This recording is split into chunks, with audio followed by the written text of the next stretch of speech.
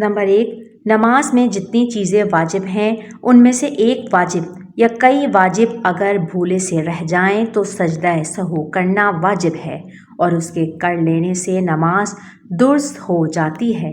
अगर सजदा सहू नहीं किया तो नमाज फिर से पढ़ें। नंबर 2, अगर भूले से नमाज का कोई फ़र्ज छूट जाए तो सजदा सहू करने से नमाज दुरुस्त नहीं होगी, फिर से पढ़े।